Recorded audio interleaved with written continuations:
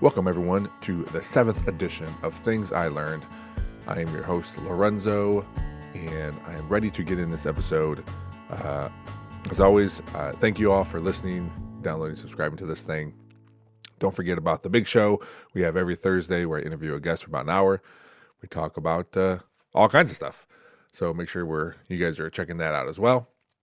If you want to contact the show, just email thenerdballpodcast@gmail.com and we'll get your comment on. Or if you want to be a guest on the show, hit me up there as well. Check out the social medias.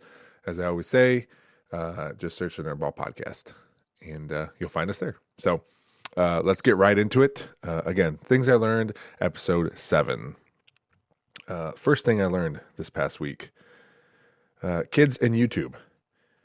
So I never was 100% sure if my children watched my YouTube channel, and I know my daughter does because she watches one very specific episode when I had two twirlers on. It is now a very old episode. She can recite that thing word for word almost. She listens to it all the time. My son, they let me know when I would make shorts and stuff. They'd let me know if they saw those or liked those or whatever. My son texted me last week after the episode 6 of Things I Learned. He was disappointed in me that I didn't talk about playing Fortnite with him when I mentioned that I like playing with my friend. So, excuse me. So I learned that he, at least, in fact, watched that episode. I asked if he watched any other episode. He said no, but he may watch this one because it'll say in the description, kids and YouTube. So maybe he'll see it, maybe he won't.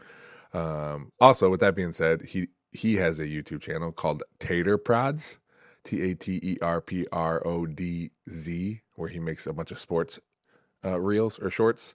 So check that out if you want to subscribe to his and see all his little shorts. So yes, Mateo, I do enjoy playing Fortnite with you, and I have said that on other podcasts, but here it is on Things I Learned that now you can say that I said it to you. So next, coaching.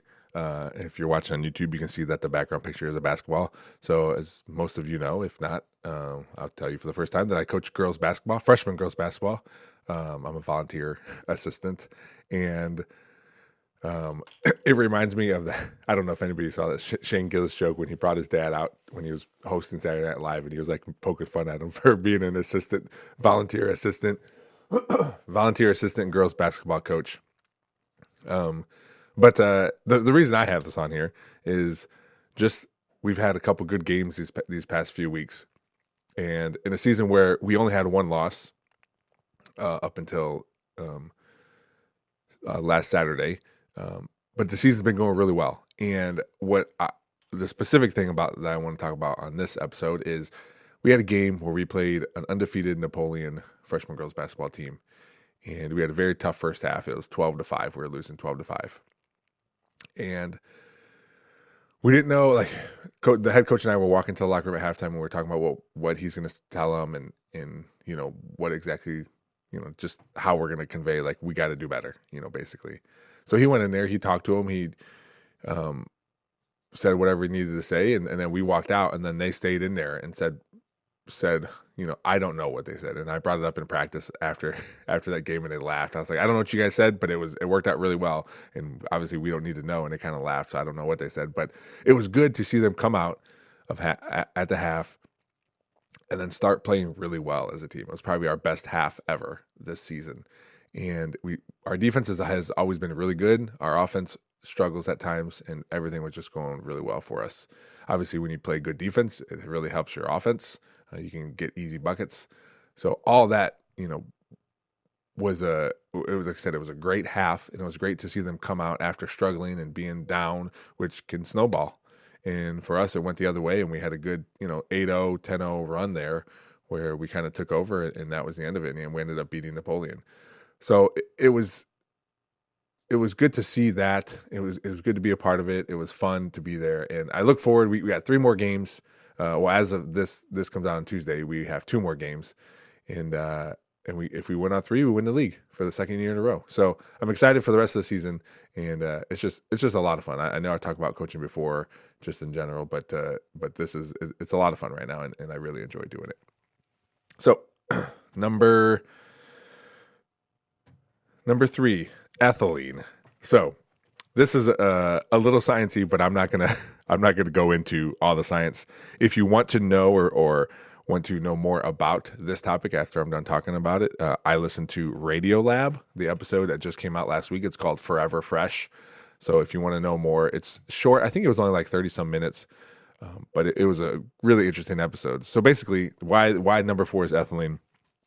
I learned that apples. They found this out a long time ago. Like, okay, why if I put old apples with newer apples, the newer apples get mushy? So apples emit ethylene, and it's a plant hormone. It basically tells the plant to move on to the next stage in life. So for the apple example, it's telling it's telling one apple to the other, like, all right, it's time now to become older, fall off the tree, get mushy, so animals eat them and spread their seeds.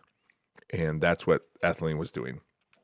So it's basically ethylene controls fruit and veggie responses. So in some, it preserves them, and some it makes them ripen. And the cool part about this, I mean, that part I guess is cool, but the main reason I put ethylene on here is because along with understanding our cells and our body, there's this thing called differential permeable membrane in our cells that control oxygen and when it's being released and when other things are being released. And, again, super sciencey, go listen to the episode. But when they found that out, they basically made bags, because back in the day, you could only you couldn't really ship salad. It would just go bad. And it was really for only the rich. And even they didn't have it very often because it just went bad so fast. The only lettuce that could be shipped is iceberg lettuce, because they found that could tolerate just being under ice for a long time. Hence the name iceberg lettuce. So when they understood the differential permeable membrane, they came up with layered bags of that. So each layer helped basically the lettuce breathe in the bag, and it controlled their environment. It controlled how they aged, basically. So they created a salad bag with these different different layers of differential permeable membranes, and they created a salad revolution. So now when these bags were created, it's allowed greens to be shipped everywhere and to stay fresh. And this, again, it was really cool to hear that. This whole episode is cool. It talks about fruits and vegetables and how they're, stayed fresh and how they get to us. And at the end of the episode, they started talking about a spray now that they put on fruits and vegetables that kind of acts the same as this bag would for lettuce. So again, check that out. It's Radio Lab, and the episode is called Forever Fresh. All right. Number 5, tariffs. Tariffs has been in the news lately, and I thought I was pretty sure I understood what a tariff was. And I mean, I was correct for the most part, and I'll give you the definition. I just don't get why people think it's a good thing. Now, there are some aspects in the past why it was used. But for those that don't know, a tariff is a tax imposed on foreign-made goods paid by the importing business to its home country's government. So basically, somebody ships something from another country. Whoever asks for that here in the United States pays the government X amount of money. That money goes into a general fund and to be dispersed however the government wants to disperse it. The tariffs are intended to protect local industries by making imports more expensive and driving customers to domestic products, which back in the day when they started using tariffs, they did use that. There was one example I saw where it was they put a tariff on pickup trucks. So because at one point America was really only producing pickup trucks, and they wanted to protect that as much as they could. So they put a protection on that. But there are specific things. I think sugar is another one that they used to protect American sugar. The problem is now, because the world is just full of trading partners, that's just how you have to operate.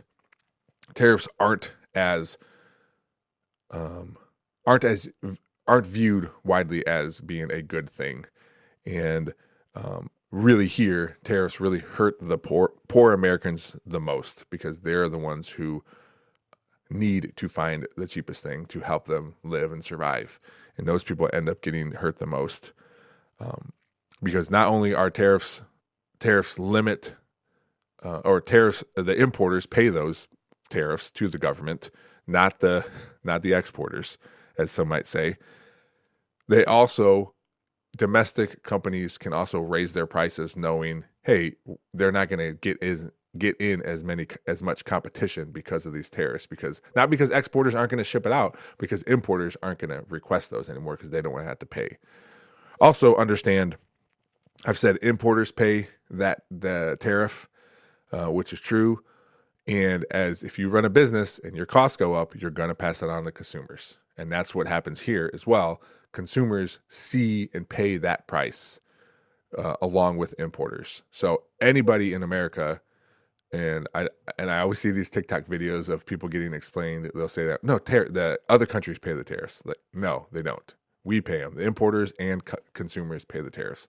And if you're an economist and you're listening to this, which I don't know why you would be listening to this, or you're more knowledgeable on tariffs, I would love to have you come on and we can go on the big show and talk more about tariffs. And if I'm wrong, I'm wrong. But I don't see how any tariff is going to benefit us. I know there was, again, like I said at the beginning, there was a time where it protected industry, but the world is they have a World Trade Organization, for God's sakes. The world is so trade oriented that all these things that are happening, plus they're just going to be retaliatory tariffs. So it's going to impact other countries as well. So, and also I didn't just go one source.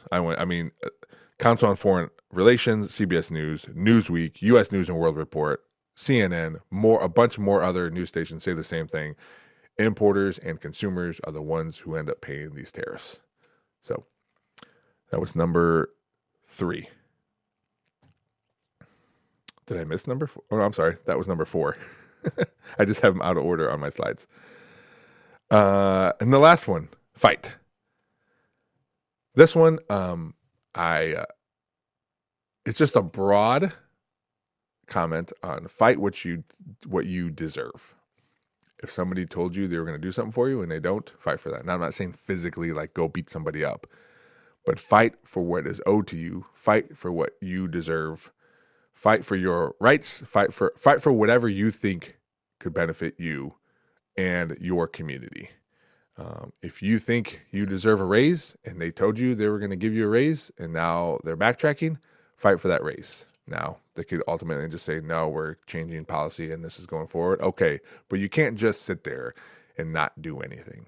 Or if you aren't the fighter type, come together with other people and create a group. That's why unions were created. Create a group to help fight for your rights or fight for that raise or whatever you want. Everything that's going on in America now, if you feel badly and want to fight, I'm sure there's a group for whatever you want to fight for. I'm sure there's a group created and you can join that group. People sometimes think, well, what can I do? Same thing as like, well, I only have one vote. All that matters. You matter. Your fight matters. If it only matters to you and your family, that's fine. It still matters to somebody, and it's still something that you should want to correct or change or make better. It matters. So the main, again, it's just one word, fight. Fight for you, fight for your family, fight for your country, fight for whatever you think you deserve. There's a lot of bad things happening right now, and this is my personal opinion. So continue to fight for that. And even if it's just on a small, tiny scale, fight for that tiny scale. Because, again, you matter. What you say matters. Even if you think it doesn't, it does. This has been another edition of Things I've Learned. Thank you always for listening. Again, if you would like to be on the episode, if you like your comment or anything you want to say about these 5 things I learned: fight, tariffs, ethylene, coaching, and kids in YouTube, please reach out to the Gmail. It's thenerdballpodcast@gmail.com. I'll read your comment on the podcast. If you just search any social media, you can comment there when I post the episode. And again, I appreciate all of you for always wanting to interact with the podcast. and helping this thing grow. So thank you. And until next week, keep learning.